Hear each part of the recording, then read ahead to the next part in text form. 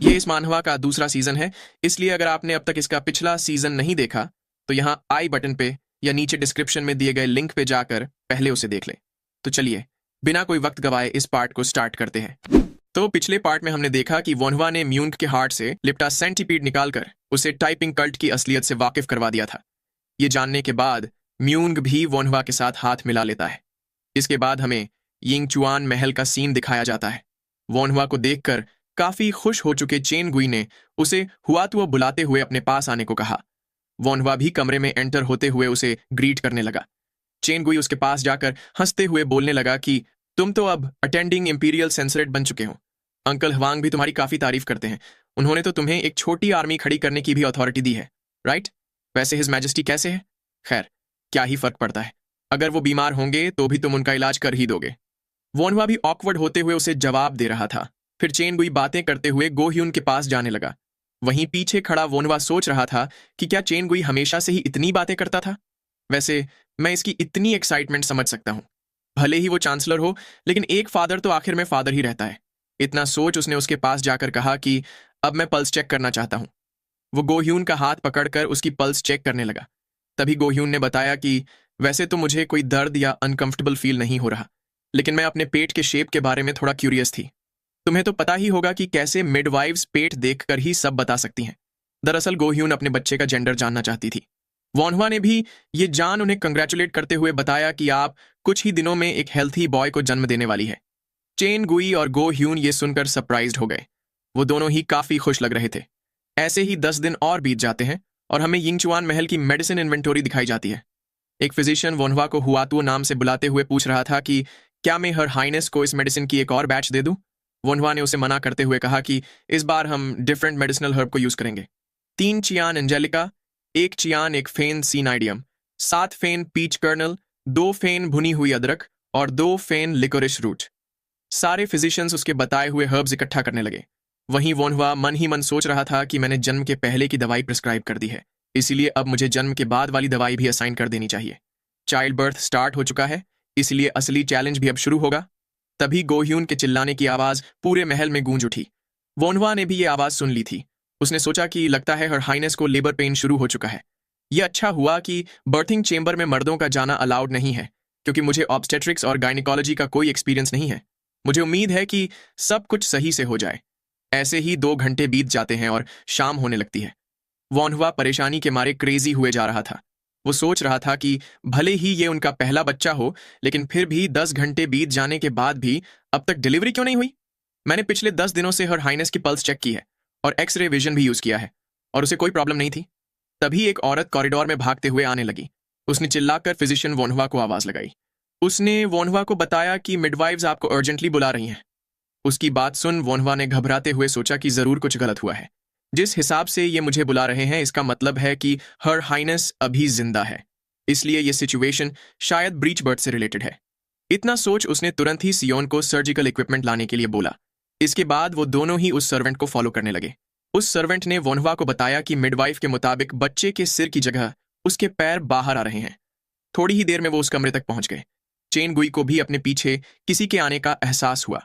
वो तुरंत ही वोनहवा के पास जाते हुए बोलने लगा कि हुआतुओ, मैंने सुना है कि ये एक डिफिकल्ट डिलीवरी है। वोनहवा ने बताया कि हाँ, मुझे इन्फॉर्मेशन मिल चुकी है। तभी चेन गुई परेशान होते हुए बोलने लगा कि कहा जाता है कि अगर बच्चे के पहले पैर दिखाई दे तो उनके मरने के चांसेस हाई होते हैं। क्या तुम्हारे पास इसे रिजॉल्व करने का कोई तरीका है? वोनहवा ने कुछ सोचते हुए बताया कि वर्स्ट केस सीनेरियो में मुझे हर हाइनेस का पेट काटकर बच्चे को बाहर निकालना पड़ सकता है। चेन गुई ये सुनकर हैरान रह गया। फिर उसने आगे पूछा कि क्या ऐसा करने से तुम उनकी जान बचा पाओगे? वोनहवा ने झुकते हुए बताया कि मैं अपनी पूरी कोशिश करूंगा। पीछे खड़ी सियोन भी पेट खोलकर बच्चे को निकालने की बात से हैरान थी। तभी चेन गुई ने वोनहवा को ऐसा करने की परमिशन दे दी। वोनहवा ने भी उसका कमांड मान लिया। उसने कमरे की ओर बढ़ते हुए सियोन को अपने पीछे बुलाया। फिर उसने दरवाजा खोलते हुए अपनी एंट्री अनाउंस की। अंदर से गो ह्यून के चिल्लाने की आवाज आ रही थी। वोनहवा ने अंदर एंटर होते हुए मिडवाइव्स को तुरंत ही अपने हाथ अल्कोहल से वॉश करने के लिए बोला। फिर उसने दर्द से जूझ रही गो ह्यून को देख सोचा कि सबसे पहले मुझे बच्चे की पोजीशन पता लगानी होगी। इतना सोच उसने तुरंत ही अपना एक्सरे विजन ओपन कर दिया। ऐसा करते ही उसे वो बच्चा दिखाई देने लगा। ये न सिर्फ एक ब्रीच बर्थ था, लेकिन ऊपर से अम्बिलिकल कोड भी उस बच्चे के गले से लिपटा हुआ था।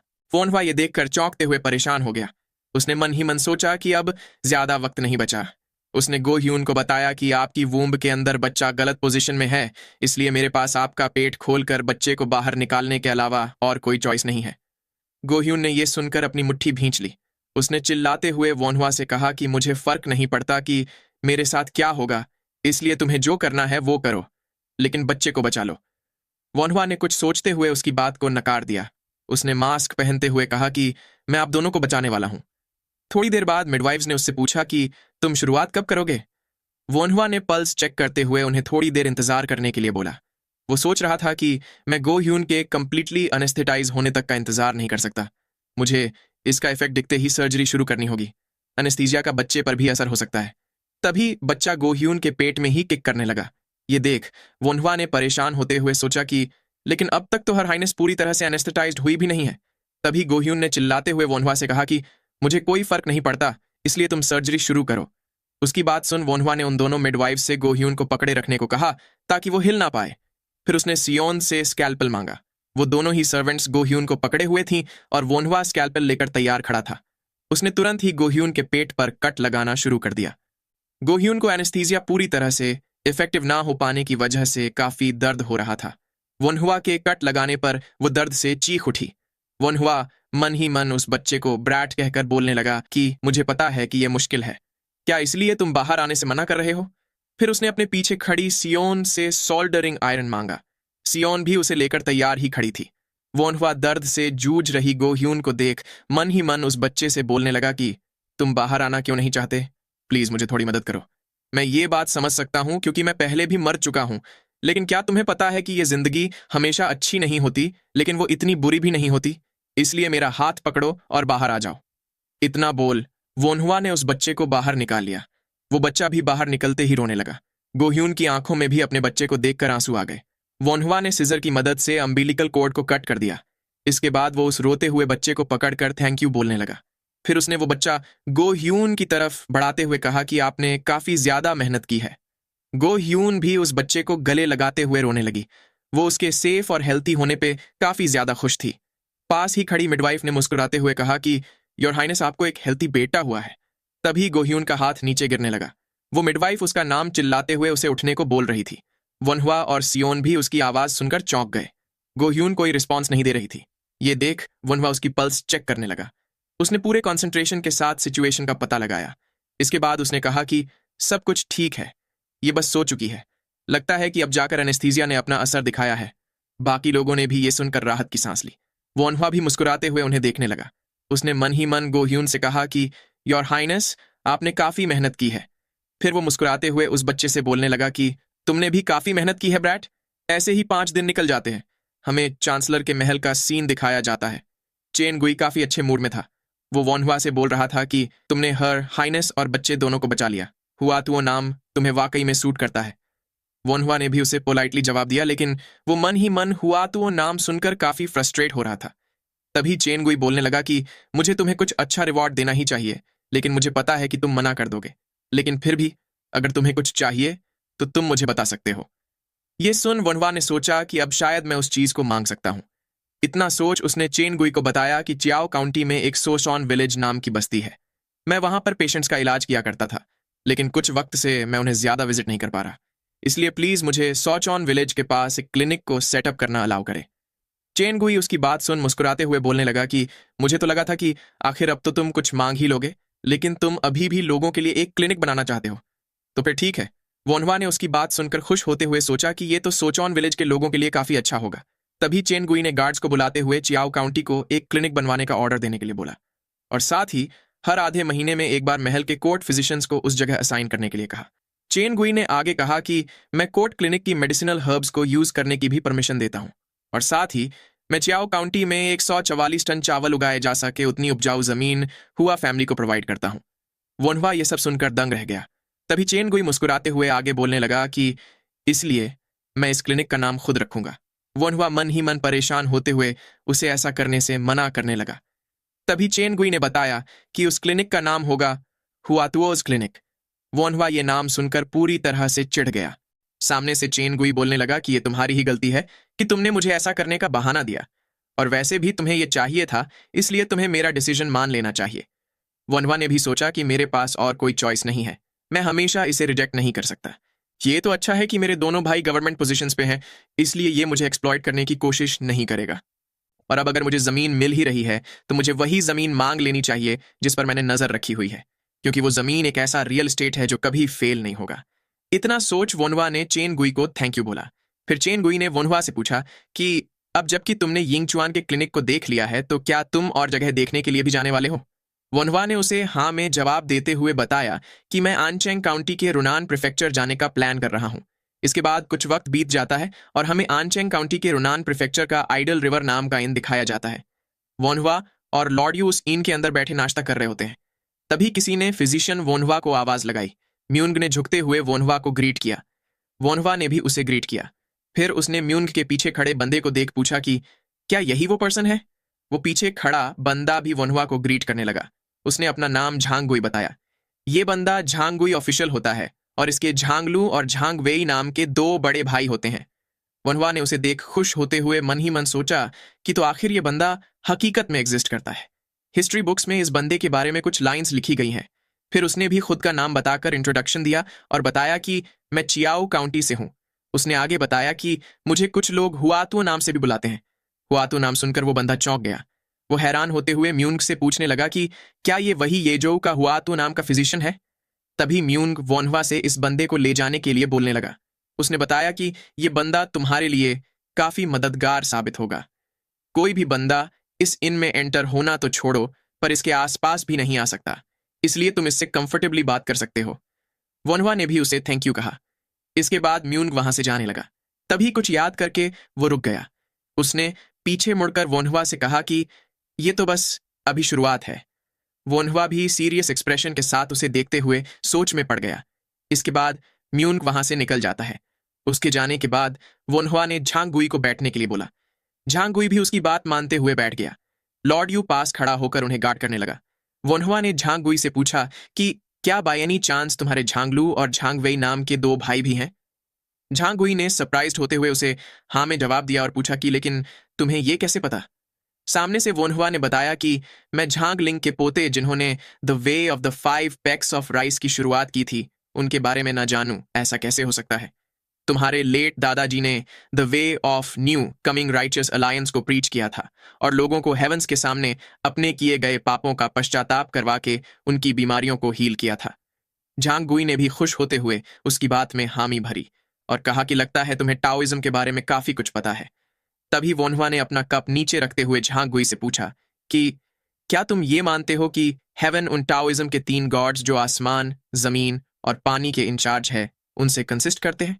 या फिर तुम ये मानते हो कि हेवंस उन इनोसेंट लोगों के खून से रंगे येलो आसमान को बिलोंग करते हैं? वो लोग ऐसा बोलते हैं कि नीला आसमान खत्म हो चुका है और येलो आसमान को राइज करना ही होगा, लेकिन नीले आसमान पे खून बहाने से वो येलो आसमान नहीं बन जाएगा, वो सिर्फ एक पागलपन से भरा पर्पल आसमान ही बनेगा। क्या तुम इनोसेंट लोगों का खून एक ऐसे येलो आसमान के लिए बहाओगे जो कभी आने ही नहीं वाला, या फिर तुम इस नरक से भाग जाना चूज करोगे? झांगगुई उसकी बातें सुनकर गहरी सोच में पड़ चुका था। फिर उसने वोनहुआ से पूछा कि क्या आप मुझे इसका जवाब दे सकते हैं? वोनहुआ ने मुस्कुराते हुए बताया कि इसके बारे में तो मैं भी श्योर नहीं हूं। चलो, सबसे पहले शुरुआत तुम्हें उस गड्ढे से बाहर निकालने से करते हैं। पास ही खड़े लॉर्ड यू ने उसकी बातें सुनकर मन ही मन सोचा कि वोनहुआ ने पहले ही सारी चीजों को कैलकुलेट कर लिया है। वहीं वोनहुआ झांगगुई से बोलने लगा कि तो फिर हमारे साथ चलो। इस दुनिया में ऐसी बहुत सारी चीजें हैं जो मैं तुम्हें दिखाना चाहता हूं। इसके बाद हमें बताया जाता है कि साल 178, जिसे चाइनीज ईरा में ग्वानगवा ईरा कहा जाता है, उसकी शुरुआत हो चुकी थी। अटेंडिंग इंपीरियल सेंसरेट प्लाक मिलने के बाद वोनहुआ ने क्लिनिक्स का इंस्पेक्शन करने के बजाय कंट्री में घूमते हुए गरीब लोगों को राहत देने पर ज्यादा फोकस किया। उसी वक्त में एम्परर लू होंग ने पैसों के बदले गवर्नमेंट पोजीशंस और टाइटल्स देने की सिस्टम को फॉर्मलाइज कर दिया था, जिससे अत्याचार इंक्रीज हो गया। इससे दुनिया और भी ज्यादा कैओटिक हो चुकी थी।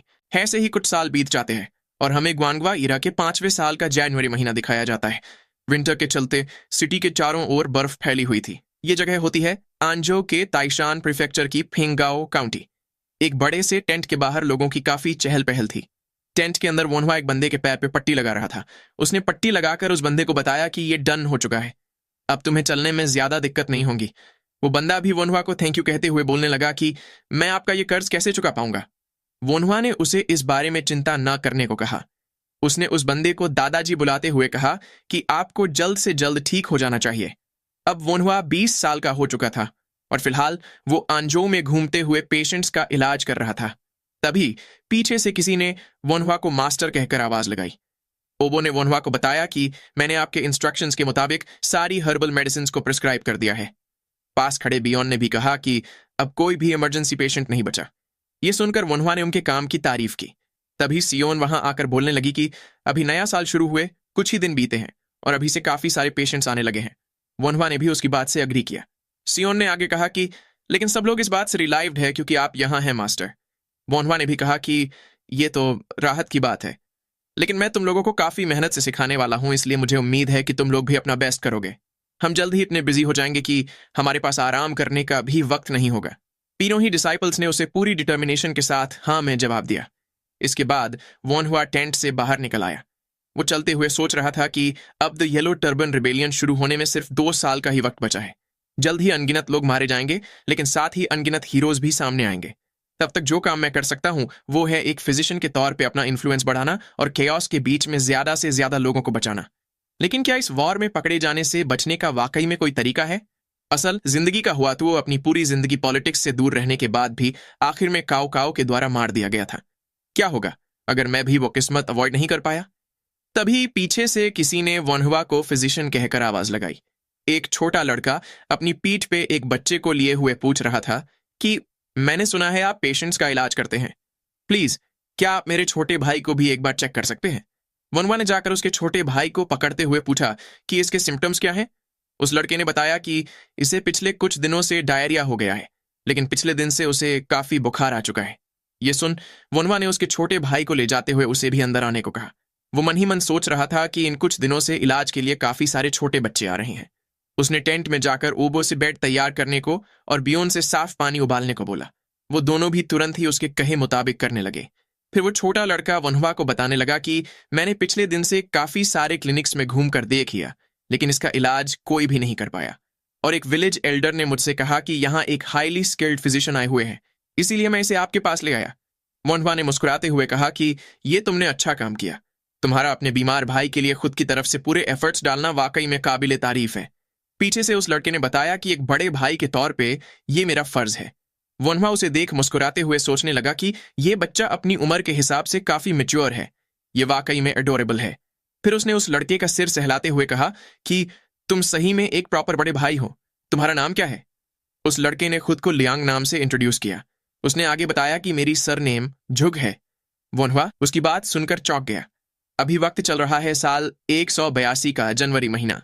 वोनहुआ की उम्र 20 साल है, वहीं जुगलियांग की उम्र 7 साल है। वोनहुआ हैरान होकर पूछने लगा कि क्या तुम्हारा नाम जुगलियांग है? उस लड़के ने उसे हाँ में जवाब दिया। वोनहुआ ने आगे पूछा कि तो फिर तुम्हारे भाई का नाम क्या है? उस लड़के ने बताया कि जुग्युन।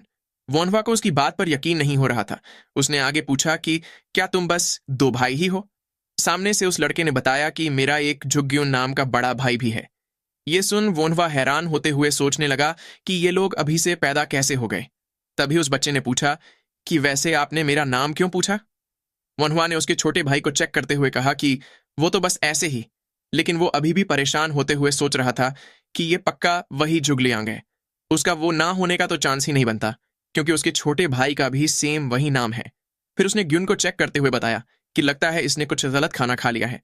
इसे थोड़ी सर्दी भी लग चुकी है, लेकिन वो इतनी ज्यादा खराब भी नहीं है, इसीलिए तुम्हें चिंता करने की जरूरत नहीं है। इसे बस थोड़ा सा बुखार है। उसका डायग्नोसिस सुनकर लियांग ने राहत की सांस ली। वहीं वोनहुआ खुश होते हुए सोच रहा था कि मुझे यकीन नहीं हो रहा कि the romance of the 3 kingdoms का मेरा फेवरेट कैरेक्टर मुझे ऐसे मिल रहा है। तभी लियांग ने पूछा कि तो क्या फिर मेरा भाई ठीक हो जाएगा? वोनहुआ ने उसे बताया कि ऑफ कोर्स, मैं उसके लिए कुछ दवाई प्रिस्क्राइब करूंगा, जिससे अगर तुम उसका अच्छे से ख्याल रखो तो वो जल्द ही ठीक हो जाएगा। फिर वो मन ही मन सोचने लगा कि लेकिन ये लियांग अपने भाई ग्यून को पीठ पे लेकर खुद फिजिशियन को ढूंढने क्यों आया है? ये दिखने में तो साफ सुथरा है, लेकिन इसके पुराने कपड़े देखकर लग रहा है कि इसकी फैमिली गरीब होंगी। ये थोड़ा स्ट्रेंज है। हिस्ट्री के हिसाब से उसकी फैमिली का फॉल अभी से नहीं होना चाहिए था। तभी लियांग पूछने लगा कि इसके इलाज की फी कितनी होगी? मेरे पास फिलहाल कोई पैसे नहीं हैं। मैं ये थोड़ी बेशर्मी दिखा रहा हूं, लेकिन फिर भी मैं कम से कम कुछ चीजें देकर पे करना चाहता हूं। फिर उसने वोन्हवा की ओर एक स्क्रोल बढ़ाते हुए कहा कि प्लीज इसे रख लीजिए। इसे द मेथड ऑफ सिमा कहा जाता है। मैं समझ सकता हूं कि आपको इस मिलिट्री बुक की जरूरत नहीं है, लेकिन आप किसी ऐसे बंदे को ढूंढ सकते हैं जो इसके लिए अच्छे पैसे देगा। वहीं वोन्हवा उस स्क्रोल को पकड़ते हुए काफी एक्साइटेड होकर मन ही मन बोल रहा था कि ये तो बहुत ही मैच्योर तरीके से बात कर रहा है। झुगलियांग से मुझे ऐसी ही उम्मीद थी। वो हंसते हुए सोचने लगा कि कहा जाता है कि मरा हुआ कोंगमिंग जिंदा झोंगदा को डराकर भगा देता है, लेकिन ये तो वाकई में मेरे पास मेथड्स ऑफ सीमा लेकर आ गया। वैसे ये सीमा थोड़ा अलग है, लेकिन फिर भी अगर आपको वोन्हवा की अभी कही गई बातें समझ नहीं आई तो इसके पीछे एक जानी मानी स्टोरी है। हिस्ट्री में एक सीमा नाम का बंदा था जिसे झोंगदा भी कहा जाता था। वो इस लियांग, जिसे कि कोंगमिंग नाम से भी जाना जाता है, उसके मरने से पहले बनाए गए प्लान से डरकर एक कैंप में छिप गया था। और उस सीमा को काफी लंबे वक्त के बाद रियलाइज हुआ था कि लियांग तो वाकई में मर चुका था। इसलिए ये एक कहावत बन चुकी थी कि डरो मत, ये तो कोंगमिंग का ट्रैप है। वहीं लियांग अभी भी बोल रहा था कि अगर इतना इनफ ना हो तो मैं कुछ और चीजों से भी पे कर सकता हूं। तभी वोन्हवा ने स्क्रोल वापस से उसे देते हुए मना कर दिया। उसने आराम से बैठते हुए कहा कि मैं पैसे या बुक्स नहीं लेता। मैं फाइनेंशियली स्ट्रगल कर रहे पेशेंट से पैसे नहीं लेता। लियांग उसकी बात सुन बोलने लगा कि इस बात का तो कोई लॉजिकल सेंस नहीं बनता। अगर ये सिर्फ एक्यूपंक्चर होता तो मैं समझ सकता हूं कि आप पैसे ना लें, लेकिन दवाइयां तो काफी ज्यादा एक्सपेंसिव होती हैं। सामने से वोन्हवा ने कहा कि दिक्कत की कोई बात नहीं है, क्योंकि मैं अमीर पेशेंट से दबा के पैसे लेता हूं। लियांग अभी भी उससे बोल रहा था कि लेकिन चाहे पेशेंट्स कितने भी अमीर हों, ये तो अनफेयर होगा। आगे से वोन्हवा ने बताया कि मैं उनसे ज्यादा पैसे लेने के बाद भी बाकी के फिजिशियंस से कम ही लेता हूं, इसलिए इसमें कोई दिक्कत की बात नहीं है। और ऊपर से मैं एक सामच्योक एक्सपर्ट हूं। लियांग उसकी बात सुनकर दंग रह गया। वो हैरान होते हुए उससे पूछने लगा कि फिजिशियन अजूसी, आपकी असली आइडेंटिटी क्या है? सामने से वोन्हवा ने कहा कि मैं अभी अजूसी नहीं हूं, इसलिए मुझे बड़ा भाई बुलाओ। थोड़ी देर बाद जब लियांग को वोन्हवा की आइडेंटिटी पता चली तो वो हैरान होते हुए पूछने लगा कि क्या आप वाकई में वो येजो के फिजिशियन हुआतुओ हैं? वो खुश होते हुए बोल रहा था कि मैं वाकई में आपसे मिलना चाहता था। मैंने सुना था कि आप दुनिया घूमते हुए पेशेंट्स का इलाज करते हो, लेकिन मैंने कभी सपने में भी नहीं सोचा था कि आप आंजऊ आएंगे। मैं आपकी बहुत ही रिस्पेक्ट करता हूं। वोन्हवा ने भी एम्बैरेस होते हुए उसे थैंक यू बोला। उसे यकीन नहीं हो रहा था कि ग्रेट झुगलियांग उसे रिस्पेक्ट करता है। फिर वो लियांग को देख कुछ सोचने लगा। उसने सोचा कि लियांग को यहाँ फेंकगांव काउंटी में देखकर लगता है कि ये यहाँ अपने फादर के साथ आया होगा, लेकिन जैसा इसका अपीयरेंस है, क्या इसके फादर ऑलरेडी गुजर चुके हैं? चीजें हिस्ट्री में जैसा लिखा है उससे अलग तरीके से हो रही है, इसीलिए मुझे कुछ ज्यादा फर्क नहीं पड़ता। लेकिन फिर भी मुझे इसे ऐसे ही छोड़ देना सही नहीं लग रहा। पर अगर मैं इसे मदद करूं तो इससे और भी ज्यादा मुसीबतें बढ़ सकती हैं। इतना सोच उसने लियांग से कहा कि अब तुम्हें ज्यादा चिंता करने की जरूरत नहीं है। इलाज होने में अभी टाइम लगेगा, इसलिए तुम फिलहाल यहां पर रह सकते हो। अगर तुम अपने छोटे भाई को अभी यहां से ले जाओगे तो वो फिर से बीमार पड़ सकता है। अगर वो 10 दिनों तक यहां रहकर अच्छे से खाए और इलाज ले तो तुम इसे प्रिवेंट कर सकते हो। लियांग उसकी बात सुनकर अपना सिर नीचे कर बोलने लगा कि लेकिन मुझे पहले ही बुरा फील हो रहा है, क्योंकि आपने कोई ट्रीटमेंट फी नहीं ली है। वोन्हवा ये सुन उसे अजीब नजरों से घूरने लगा। उसने शातिर मुस्कान के साथ लियांग से कहा कि अगर ऐसा है तो तुम मेरे लिए काम भी कर सकते हो। फिर हमें कुछ वक्त बाद का सीन दिखाया जाता है। वोन्हवा के टेंट के बाहर बहुत सारे लोगों की भीड़ जमी हुई थी। वोन्हवा और उसके डिसाइपल्स लोगों को डायग्नोज कर रहे थे। वहीं लियांग पेशेंट से बातें करते हुए कुछ लिख रहा था। वो उनके बताए गए सिम्टम्स के अनुसार उन्हें वोन्हवा की ओर गाइड कर रहा था। वो एक साथ बहुत सारा सामान उठाने में भी काफी स्किल्ड था। थोड़ी देर बाद पेशेंट्स को निपटा के वो लोग खाना खाने बैठ गए। टेबल पे बहुत सारा खाना रखा गया था। लियांग उसे देख सोच रहा था कि इसे मेरी तनख्वाह कहना कुछ ज्यादा ही हो जाएगा। वोन्हवा ने मुस्कुराकर ओबो और बियोन की ओर इशारा करते हुए कहा कि ये लोग अभी भी बड़े हो रहे हैं, इसलिए ये काफी ज्यादा खाना खाते हैं, इसलिए तुम भी इसके खत्म हो जाने से पहले जल्दी खा लो। ग्युन के मुंह में ये खाना देखकर पानी आ रहा था। लियांग ने भी उसे ऐसा करते देख लिया था।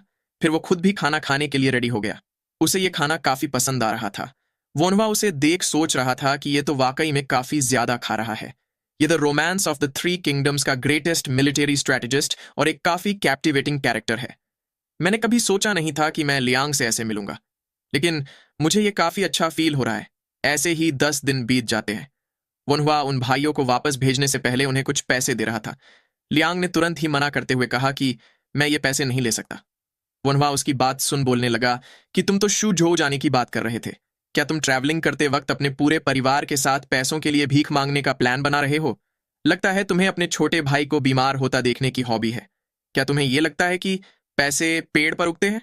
और वैसे भी पैसे देना देने वाले के हाथ में होता है, इसलिए तुम क्या ही कर लोगे? बेचारा लियांग वोन्हवा के शब्दों से ही घायल हो चुका था।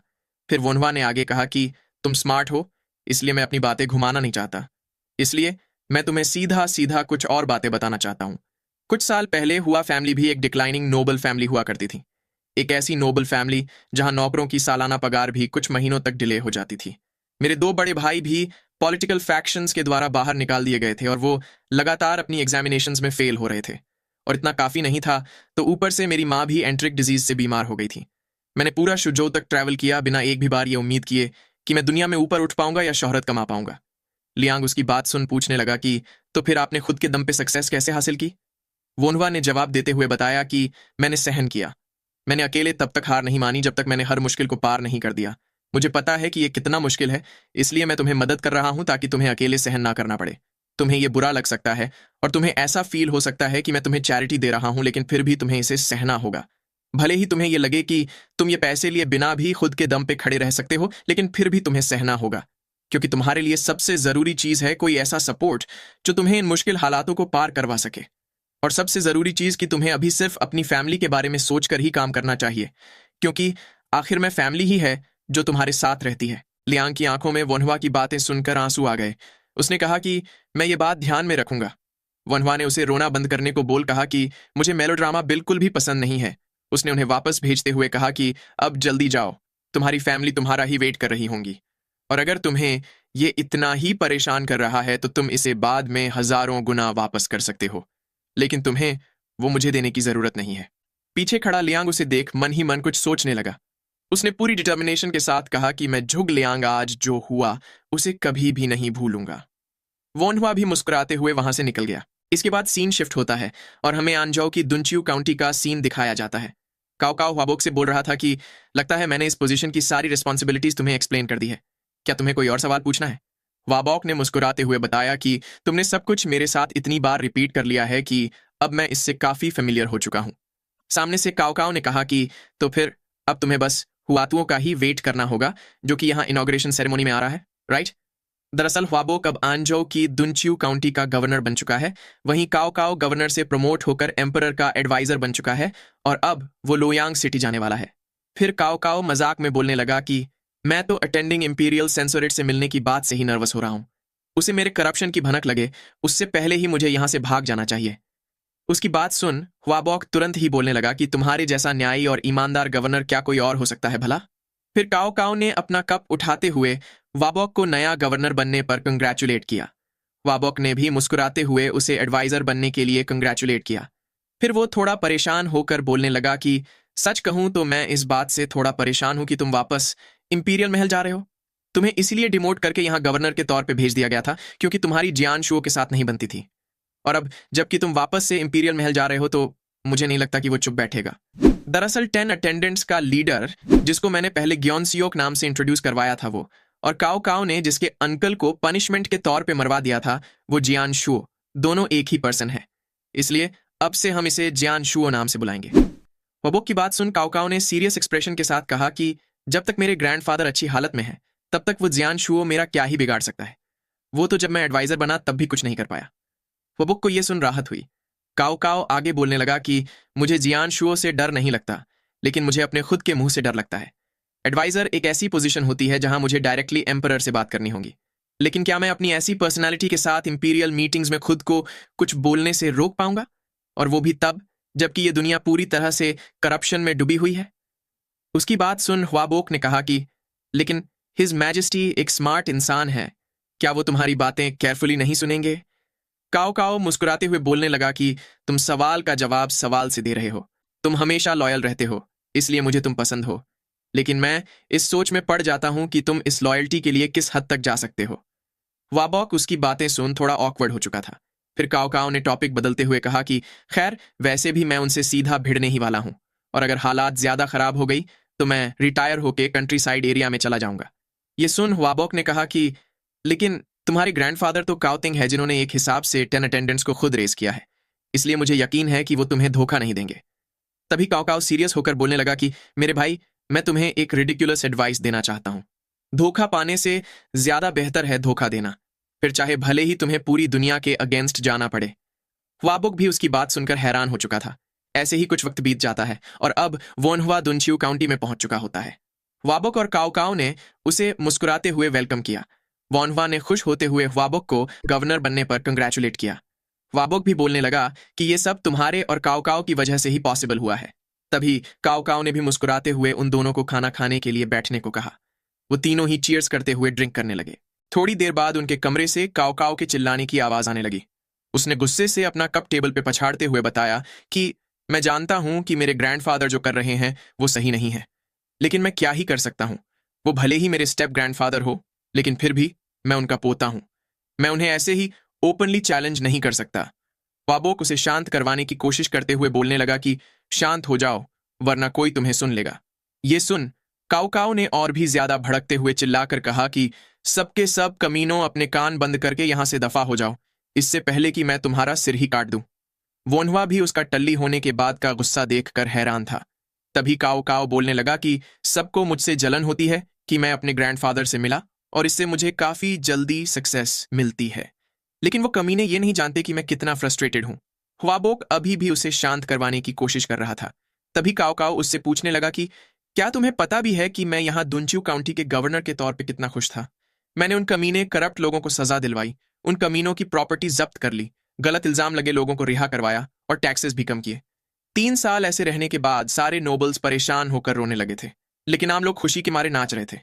मैंने तो ये भी सोच लिया था कि अब मैं पूरी जिंदगी ऐसे ही गुजार सकता हूँ, लेकिन फिर ग्रैंडफादर ने मुझसे एक भी बार पूछे बिना मुझे एडवाइजर की पोजीशन पर रिकमेंड कर दिया और अब मेरे पास इंपीरियल महल जाने के अलावा और कोई चॉइस नहीं है।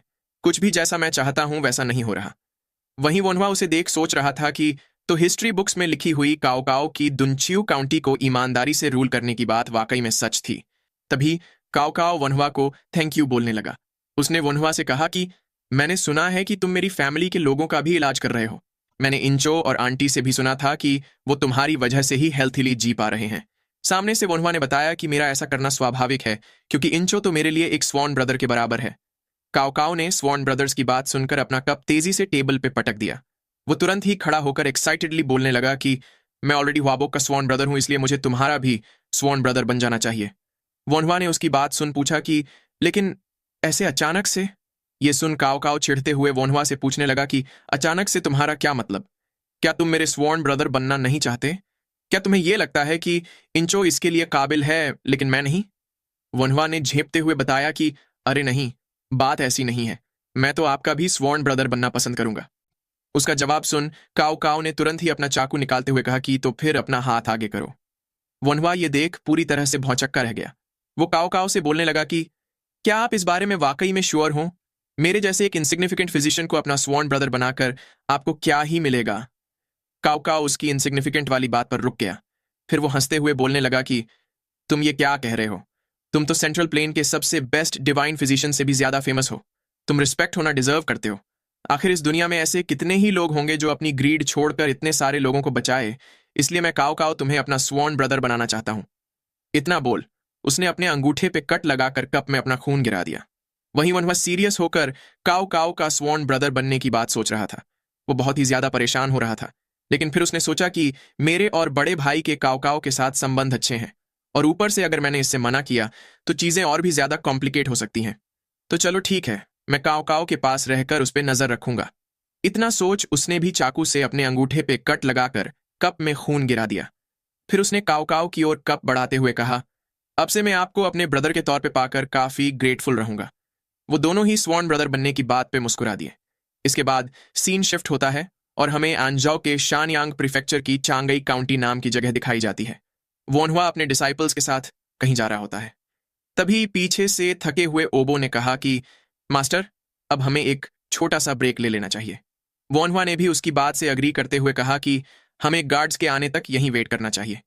इसके बाद वो सब एक जगह पे बैठकर आराम करने लगे। तभी सियोन बोलने लगी कि अगर हमारा शानयांग प्रीफेक्चर को देखना पूरा हो चुका हो तो इसे मिलाकर हमने आंजाओ की सारी काउंटीज को घूम लिया है। वोनहुआ ने भी उसकी बात से अग्री किया। तभी उसे दूर से झांक हुई और लॉर्ड यू भागकर अपनी तरफ आते हुए दिखाई दिए। लॉर्ड यू उसके पास पहुंचकर कुछ बोलने लगा। उसने वोनहुआ को बताया कि हमें जल्द से जल्द दुनच्यू काउंटी वापस पहुंचना होगा। वोनहुआ ने पूछा कि क्या इसकी वजह फिर से टाइपिंग कल्ट है? लॉर्ड यू ने उसे ना में जवाब देते हुए बताया कि लगता है एक एपिडेमिक फैल रहा है। वोनहुआ उसकी बात सुनकर चौंक गया। लॉर्डियो ने आगे बताया कि काउंटी में एक अननोन एपिडेमिक फैल रहा है जिससे हर रोज कई लोगों की जान जा रही है। ये इस हद तक फैल चुका है कि कई विलेजेस में तो एक भी सर्वाइवर नहीं बचा। फोन हुआ उसकी बात सुन सीरियस हो गया। उसने अपना मास्क पहनते हुए अपने डिसाइपल्स को भी मास्क लगाने को कहा। उसके डिसाइपल्स भी तुरंत ही मास्क पहनकर रेडी हो गए। फिर वोनवा ने लॉर्ड यू और झांग गुई को भी अपना मास्क लगाने को बोला। उसने सीरियस एक्सप्रेशन के साथ कहा कि अब से सबको मेरी कही गई बातें हर हाल में माननी होंगी। जब तक मैं ना बोलूं तब तक किसी भी चीज को हाथ मत लगाना। थोड़ी ही देर में वो लोग दुनचियो काउंटी तक पहुंच गए। यहाँ के हालात बहुत ही खराब थे। काफी सारे घर जल रहे थे। लोग सड़कों पर हताश होकर बैठे थे। कई सारे लोगों की बॉडीज ऐसे ही यहाँ वहां पड़ी हुई थी। वोनवा और उसके साथी उनके बीच से गुजरते हुए इन सब चीजों को देख रहे थे। पीछे से उसके डिसाइपल्स ने उसे मास्टर बुलाते हुए कहा कि यहाँ के हालात तो काफी ज्यादा खराब है। वोनवा ने देखा कि सामने कुछ बंदे बॉडीज को जला रहे थे। उसने सोचा कि अगर ये कोई नॉर्मल एपिडेमिक होता तो वो लोग बस उन्हें जमीन में गाड़ देते, लेकिन इसे देखकर लगता है कि सिचुएशन काफी खराब है। वो उनके पास से गुजरते हुए चारों ओर देखने लगा। तभी उसकी नजर एक फिजिशियन पर गई। वोनवा ने उसके पास जाकर पूछा कि क्या तुम एक कोर्ट फिजिशियन हो? सामने से उस फिजिशियन ने पूछा कि तुम कौन हो? वोनवा ने उसे अपना इंट्रोडक्शन दिया। हुआ तो वो नाम सुनकर वो फिजिशियन पूरी तरह से चौंक गया। वो तुरंत ही खड़ा होकर बोलने लगा कि शुक्र है कि आप यहाँ आ गए। मैं अकेला इतने सारे पेशेंट्स का इलाज करके काफी ओवरवेल्म हो चुका था। वोनवा ने उसकी तरफ एक मास्क बढ़ाते हुए उसे पहन लेने को बोला। उसने कहा कि एक इन्फेक्शियस डिजीज से लड़ने के लिए सबसे पहले हमें खुद की बॉडी को प्रोटेक्ट करना ही होगा। उस फिजिशियन ने भी वोनवा को थैंक यू बोलते हुए मास्क लगा लिया। फिर वोनवा उन बॉडीज को देखने के लिए उनकी ओर बढ़ने लगा। उसने एक बॉडी के पास बैठकर मन ही मन सोचा कि अगर ये कोई ऐसी डिजीज है जिसने इतनी सारी जानें ली है तो ये पक्का bubonic plague, typhoid, small pox और कॉलेरा जितनी ही खतरनाक बीमारी होंगी। फिर वो एक बॉडी पे से कपड़ा हटाकर चेक करने लगा। वो सोच रहा था कि अगर ये बुबोनिक प्लेग या स्मॉल पॉक्स निकला तो मैं कुछ नहीं कर पाऊंगा। मुझे उम्मीद है कि ये कोई अलग डिजीज हो। फिर उसने उस बॉडी को देखते हुए सोचा कि ये स्मॉल पॉक्स नहीं हो सकता क्योंकि इस पे कोई छाले नहीं है। ये काफी पतला है। क्या ये कुपोषण से सफर कर रहा था? फिर उसने पीछे खड़े फिजिशियन से पूछा कि पेशेंट्स कहाँ हैं? उस फिजिशियन ने टेंट की ओर इशारा करते हुए बताया कि इसके अंदर। उसकी बात सुन वोनहुआ ने टेंट के अंदर जाकर चेक करने का डिसीजन लिया। उसने एक बंदे की जीभ चेक करते हुए सोचा कि इसकी जीभ पे वाइट कोटिंग लग चुकी है और ये काफी सूखी है। इसका मतलब है कि ये डिहाइड्रेटेड है। इतना सोच वोनहुआ ने उस पेशेंट से पूछा कि तुम्हें लास्ट टाइम पेशाब कब आया था? उस बंदे ने जवाब दिया कि पिछले दिन। मुझे बस डायरिया ही हुए जा रहा है। सामने से वोनहुआ ने पूछा कि तुम्हारे पेशाब का कलर डार्क हुआ होगा और तुम्हें वॉमिट भी हुई होंगी। साथ ही तुम्हें बुखार या पेट दर्द भी नहीं है, राइट? उस बंदे ने वोनहुआ को हाँ में जवाब दिया। पास ही खड़ी सियोन हैरान होकर सोच रही थी कि क्या मास्टर को इस डिजीज के बारे में पता है। वहीं वोनहुआ मन ही मन सोच रहा था कि इन पेशेंट्स को दिन में 10 बार से भी ज्यादा डायरिया हो रहा है। इनके स्टूल का कलर लाइट ब्राउन या राइस वाटर जैसा है और ये लोग चाहे कितना भी पानी पी लें लेकिन ये लोग डिहाइड्रेशन के सिम्टम्स से रिकवर नहीं हो रहे। लेकिन अगर इसके साथ ही इन्हें बुखार या पेट दर्द के सिम्टम्स ना दिख रहे हो तो ये एक ही बीमारी हो सकती है। इतना सोच उसने तुरंत ही सारे लोगों से कहा कि तुम सब लोगों को हर हालत में मास्क पहने ही रखना होगा और तुम लोग जितना हो सकते उतना स्ट्रॉन्ग अल्कोहल इकट्ठा करो। पेशेंट्स को उनके सिम्टम्स के हिसाब से अलग करो और उन्हें एक दूसरे से जितना हो सके उतना दूर रखो और कभी भी पेशेंट के स्टूल के कांटेक्ट में मत आना। फिर उसने अपने पीछे खड़े लॉर्ड यू और झांग गुई से जितना पॉसिबल हो सके उतना ज्यादा लाइम इकट्ठा करने के लिए बोला। तभी सियोन उसे मास्टर बुलाकर पूछने लगी कि ये कौन सी डिजीज है। वनहुआ ने अपना मास्क टाइट करते हुए बताया कि ये कॉलेरा है। ये पानी से फैलने वाली सबसे खतरनाक डिजीज है। कॉलेरा की बीमारी एक विब्रियो कॉलेराए नाम के बैक्टीरिया से होती है।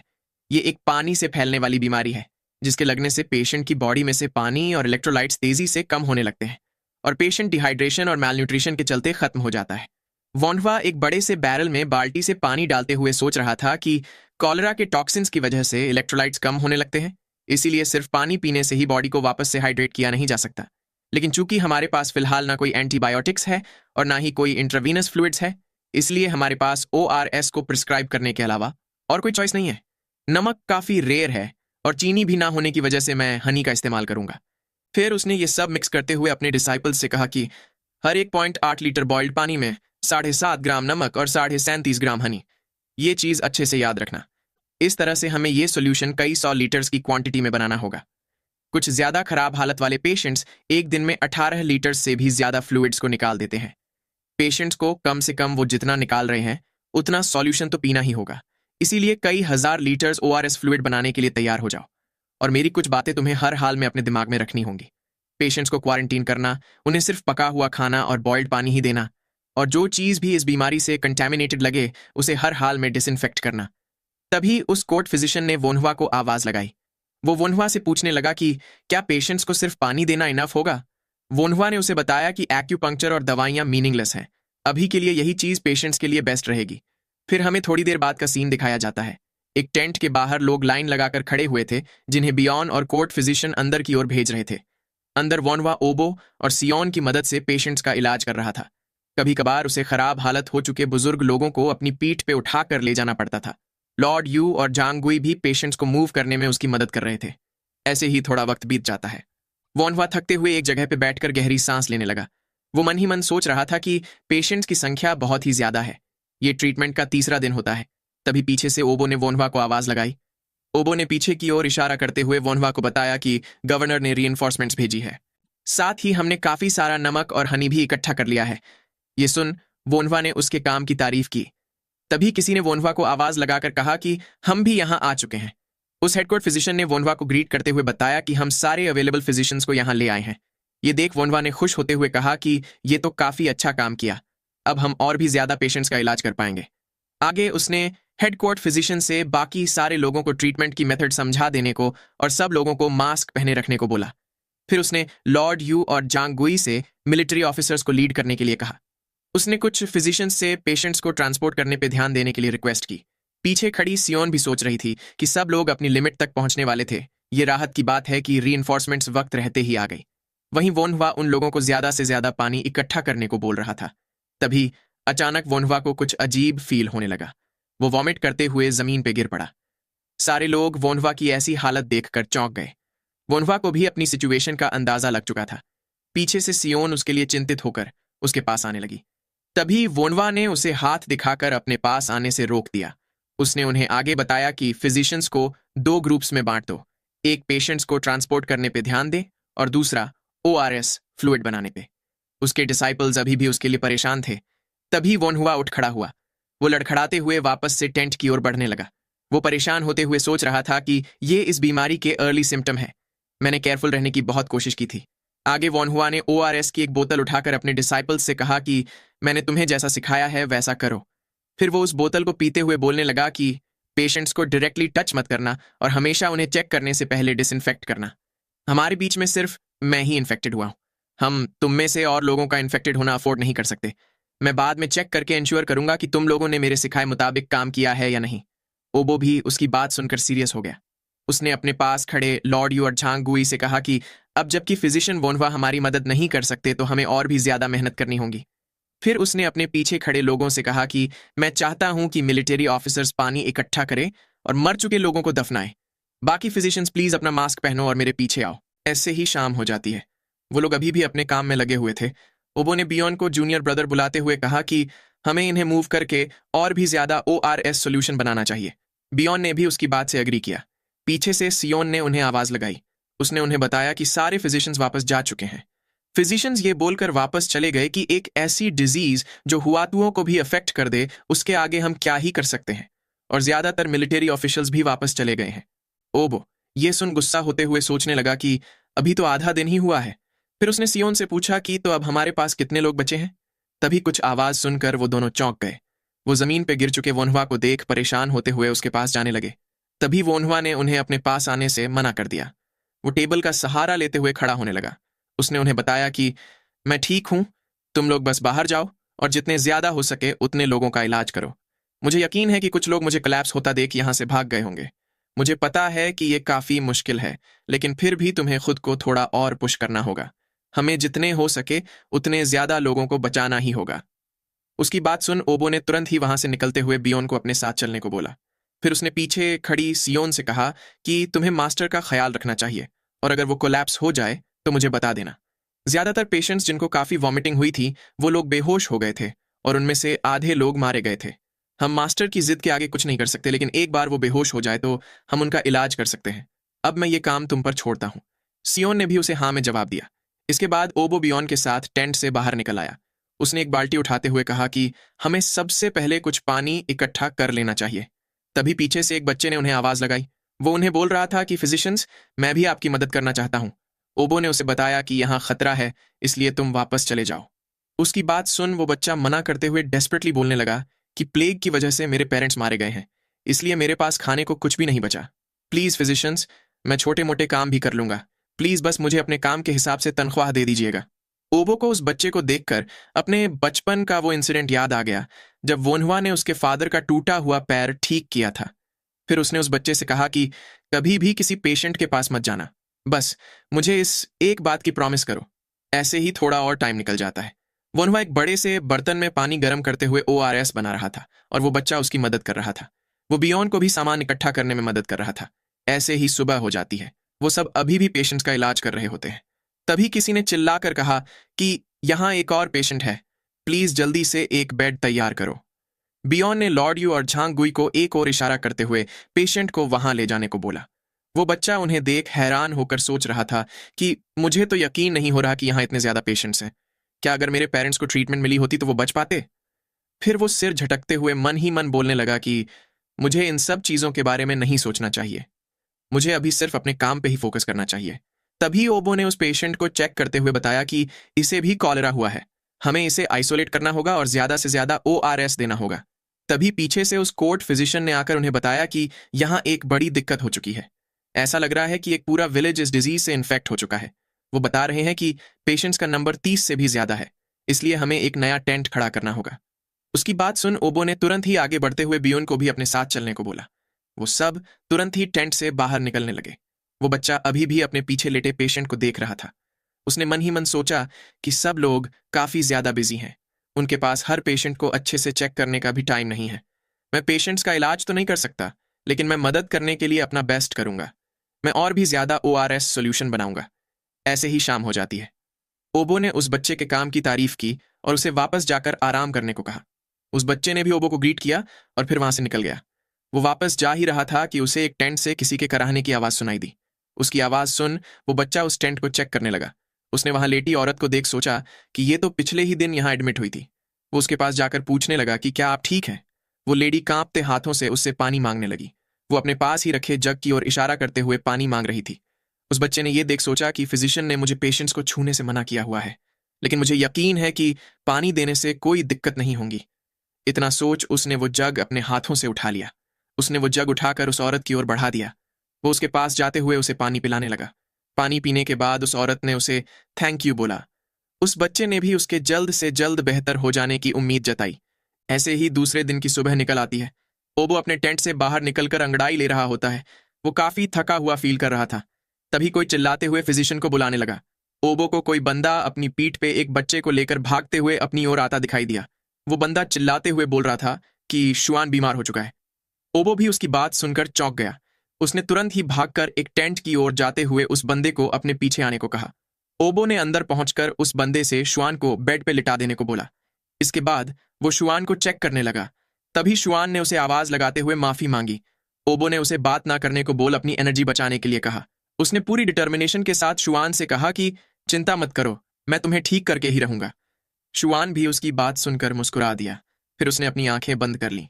कुछ वक्त बाद अपने टेंट में लेटे किसी की आंखें खुलने लगती हैं। ये वोनहुआ होता है। वोनहुआ होश में आ चुका था। वो उठते हुए अपने सरवाइव करने की बात पे विचार करने लगा। उसने बैठते हुए सोचा कि ये एक राहत की बात है। जिस हिसाब से मुझे डिफिकेट करने की स्ट्रांग इच्छा हो रही है, ऐसा लगता है कि सबसे बड़ी मुसीबत टल चुकी है। फिर वो खड़ा होकर बाहर की ओर जाने लगा। वो मन ही मन सोच रहा था कि मैंने अपने डिसाइपल्स पे बहुत ही ज्यादा रिस्पॉन्सिबिलिटीज छोड़ दी थी। मुझे ये भी नहीं पता कि कितने दिन गुजर चुके हैं। मुझे उम्मीद है कि सब लोग ठीक होंगे। ये सब सोचते हुए वोनहुआ अपने टेंट से बाहर निकल आया। पास ही अपना काम कर रहे सियोन और बियोन ने भी उसे देख लिया था। वो उसे मास्टर कहते हुए तेजी से उसकी ओर बढ़ने लगे। बियोन वोनहुआ से थोड़ी देर और आराम करने को बोलने लगा। वोनहुआ ने अपने लिए उनका कंसर्न देखकर मुस्कुराते हुए बताया कि मैं बिल्कुल ठीक हूं। तुम लोगों से इतनी ज्यादा चिंता करवाने के लिए मुझे सॉरी फील हो रहा है। सियोन अभी भी चिंतित होते हुए बोल रही थी कि मास्टर, आपको थोड़ा और आराम कर लेना चाहिए। आप पूरे 3 दिन से बेहोश थे। वोनहुआ ने गहरी सांस छोड़कर बताया कि मैं बिल्कुल ठीक हूं। मुझे लेटे रहने के बजाय ऐसे चलना ज्यादा अच्छा फील हो रहा है। वैसे ये ओबो कहाँ है? ओबो की बात सुनकर सियोन और बियोन दोनों ही परेशान हो गए। फिर सियोन ने उसे बताया कि सीनियर ब्रदर ओबो फिलहाल एक कब्र खोद रहे हैं। फिर सीन शिफ्ट होता है और हमें तेज बारिश के बीच टेंट के पास ही की कोई जगह दिखाई जाती है। ओबो वहां खड़ा कब्र खोद रहा था। उसके चेहरे पे कोई एक्सप्रेशन नहीं थे। वो बस अपनी शवल से मिट्टी खोदे जा रहा था। तभी पीछे से वोन्हवा उसके पास आ खड़ा हुआ। उसने ओबो को आवाज लगाई। ओबो ने भी उसकी आवाज सुनी, लेकिन कोई ज्यादा रिएक्शन नहीं दिखाया।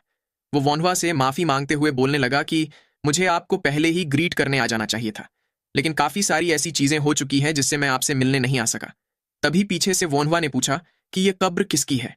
ओबो हताश होकर उस कब्र को देखते हुए बोलने लगा कि यह कब्र एक शुआन नाम के बच्चे की है। उसने प्लेग के चलते अपने पेरेंट्स को खो दिया था और उसके पास जाने के लिए और कोई जगह नहीं बची थी। इसलिए वो हमारे पास आया था ताकि वो अपना पेट भरने के लिए कुछ पैसे कमा सके। हमने भी उस पर तरस खाया और उसे छोटे मोटे काम करने के लिए रख लिया। इतना बोल ओबो कुछ देर के लिए खामोश हो गया। फिर उसने आगे बताया कि लेकिन प्लेग ने इसकी भी जान ले ली। ओबो कांपते हुए बोलने लगा कि ये मेरी ही गलती है। मुझे इसे बस ऐसे ही खाना देकर भेज देना नहीं चाहिए था। आखिर मुझे एक बच्चे का प्राइड बचाने की इतनी क्या ही जरूरत थी। ये मेरी वजह से ही मरा है, इसलिए मैं शुआन को अपना ये कर्ज चुका कर ही रहूंगा। अब से मैं आपसे मेडिकल आर्ट्स और भी ज्यादा डेडिकेट होकर सीखूंगा और कम से कम प्लेग से इन्फेक्ट हुए एक और इंसान को बचाऊंगा, ताकि जब मैं बाद में शुआन से मिलूं तो कम से कम उससे माफी तो मांग ही सकूं। इसलिए अभी मैं शुआन को अपने दिल की गहराई में दफन कर रहा हूं। तभी पीछे से वनवा ने कहा कि तुम्हें जो सही लगे वो करो, लेकिन दफनाने के लिए और भी ज्यादा जगह जरूर से रखना। जब तक हम फिजिशियन के तौर पे काम करते रहेंगे तब तक हमें काउंटलेस पेशेंट्स को ऐसे ही भेजना पड़ेगा, लेकिन उन सारे पेशेंट्स को तुम अपने दिल में मत दफनाना। हर किसी की दिल की एक लिमिट होती है। अगर तुमने उस लिमिट को क्रॉस कर दिया तो तुम टूट जाओगे। मुझे यकीन है कि वो शुआन नाम का बच्चा भी ऐसा नहीं चाहेगा। ये एक ऐसा रास्ता है जिस पर हर फिजिशियन को चलना ही होगा। ओबो उसकी बात सुन गहरी सोच में पड़ गया। फिर उसने वोन्हवा को ग्रीट करते हुए खुद को यह सिख देने के लिए शुक्रिया कहा। वोन्हवा भी उसे देख हल्के से मुस्कुरा दिया। फिर सीन शिफ्ट होता है और हमें किसी की आवाज सुनाई देती है। कोई बोल रहा था कि चांगई काउंटी के 90% से भी ज्यादा पेशेंट्स ने वोन्हवा के प्रिस्क्रिप्शन और ट्रीटमेंट की वजह से सर्वाइव कर लिया। उसके बाद कोर्ट फिजिशियन हुआन ने शानयांग प्रीफेक्चर के बाकी के कोर्ट फिजिशियंस को भी ORS बनाने की मेथड सिखाई। लेकिन फिर भी यांगजे रिवर के ऊपर से शुरू हुआ प्लेग काफी तेजी से फैल गया और इससे कई दसों हजारों लोगों ने अपनी जान गंवाई। फिर हमें लोयांग सिटी का काओ काओ का ऑफिशियल रेजिडेंस दिखाया जाता है। काओ काओ ने आगे कहा कि लेकिन इस सब के बावजूद भी अगर हुआतुओं और उसके डिसाइपल्स ने उन लोगों को बचाया ना होता तो कई लाख लोग मारे जा चुके होते। उसके सामने बैठे वोन्हवा ने मुस्कुराते हुए पूछा कि आप ऐसी भविष्यवाणी कैसे कर सकते हो? आप तो कोई जेड एम्परर भी नहीं हो।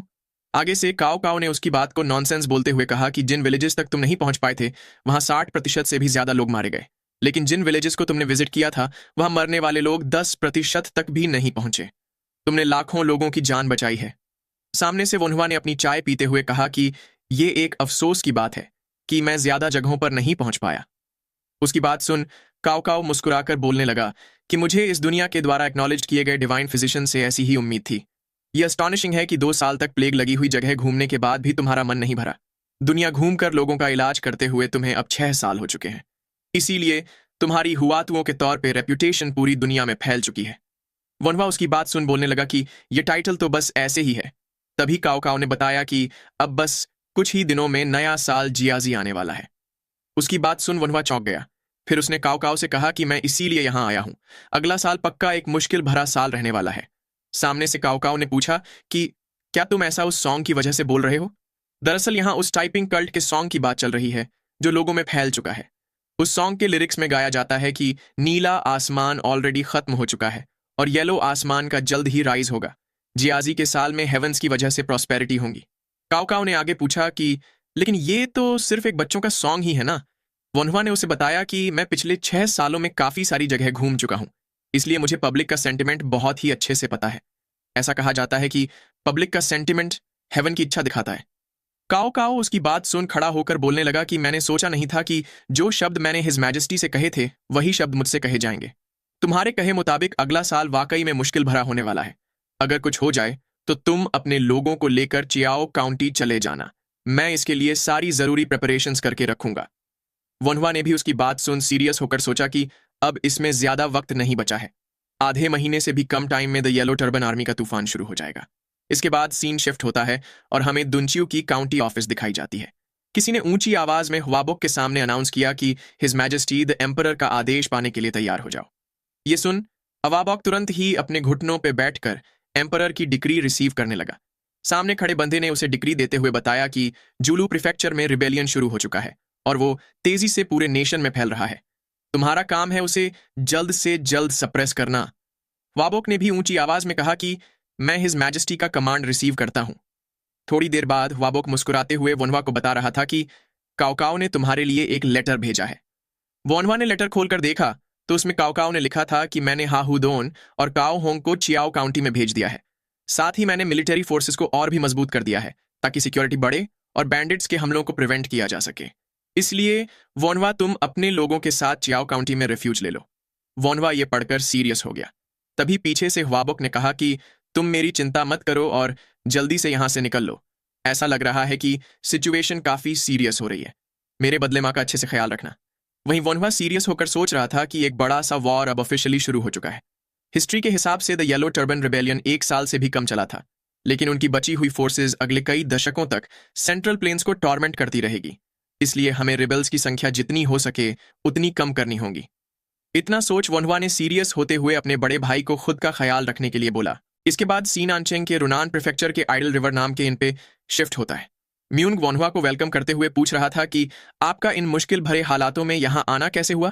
वोनवा ने सीरियस एक्सप्रेशन के साथ कहा कि मैं एक चीज कंफर्म करना चाहता हूं, क्या तुम येजो में द येलो टर्बन आर्मी खड़ी करने वाले हो? म्यूंग उसकी बात सुनकर चौंक गया। फिर वो आगे बोलने लगा कि लगता है मैंने अब तक आपका भरोसा पूरी तरह से नहीं पाया है। येजो द येलो टर्बन आर्मी खड़ी नहीं करने वाला और ना ही आंजाओ कोई आर्मी खड़ी करेगा। वोनवा आंजो की बात सुनकर सरप्राइज्ड हो गया। उसने म्यूंग से पूछा कि मैं येजो की बात तो समझ सकता हूं क्योंकि तुम यहाँ के मेन हेड हो, लेकिन आंजो में ऐसा तो क्या बदला है? म्यूंग ने उसे बताया कि लगता है आपको अब तक ये पता नहीं है कि आपने कितना बड़ा कॉन्ट्रीब्यूशन किया है। आपने येजो और आंजू दोनों को ही बचाया है। अगर आप ना होते तो इस प्लेग के चलते अनगिनत लोग मारे जा चुके होते। इसलिए द येलो टर्बन आर्मी येजू और आंजो के लोगों का सपोर्ट हासिल नहीं कर पाई। ये हमारे लिए काफी अच्छी बात है। और ऊपर से क्या आंजू में एक ऐसा बंदा नहीं है जो आपकी मदद कर सकता है?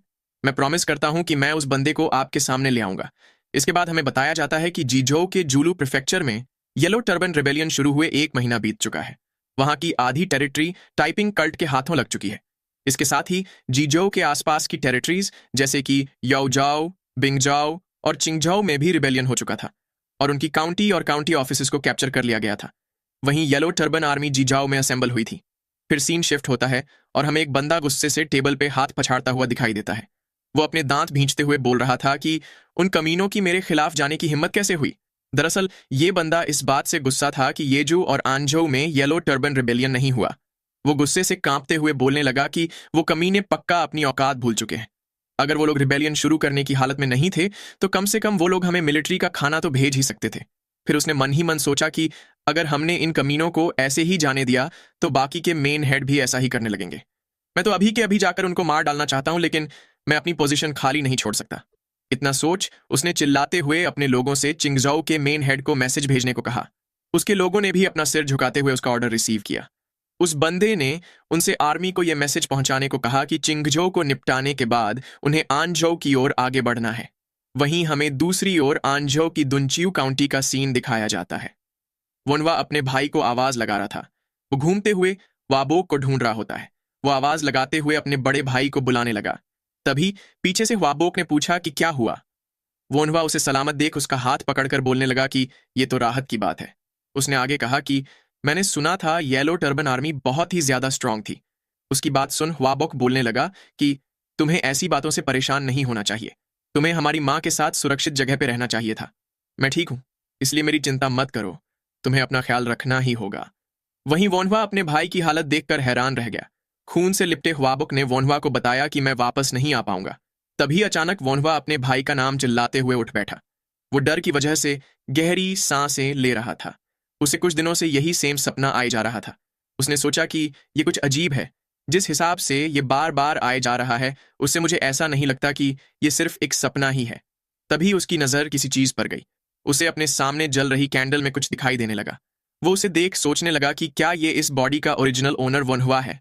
नहीं, मैं उस बार बार आ रहे बुरे सपनों से पागल हुए जा रहा हूं। तभी मैडम हुआ ने उसके कमरे का दरवाजा खोलते हुए पूछा कि क्या कुछ गलत हुआ है? लगता है तुमने कोई बुरा सपना देखा है। वोनहुआ ने अपने बेड से उठकर बताया कि नहीं, मैं बिल्कुल ठीक हूं। उसकी माँ को ये सुन राहत हुई। उन्होंने आगे कहा कि लेकिन इन कुछ दिनों से मैं अजीब सपनों की वजह से आराम नहीं कर पा रही। मुझे कुछ दिनों से कोई अजीब सा सपना दिखाई देता है जिसमें हुआबोक मर जाता है। वनवा ये सुन चौंक गया। फिर उसने खुद को संभालते हुए अपनी माँ से कहा कि ये तो बस ऐसे ही हो रहा होगा। ये अभी हमारे आसपास हो रहे केओस की वजह से हो रहा है। उसकी माँ ने भी कहा कि मुझे उम्मीद है कि यही बात हो। फिर वो थोड़ा परेशान होते हुए वनवा से बोलने लगी कि लेकिन अभी थोड़ी देर पहले तुम मेरे सपने में आए थे और मुझसे अपने भाई को बचाने के लिए बोल रहे थे। वनवा ये सुनकर हैरान हो गया। उसकी माँ ने आगे कहा कि शायद ये मेरी बढ़ती उम्र की वजह से हो रहा है। मुझे यकीन है कि ये कुछ भी नहीं है। तभी वोनवा ने अपनी माँ को आवाज लगाई।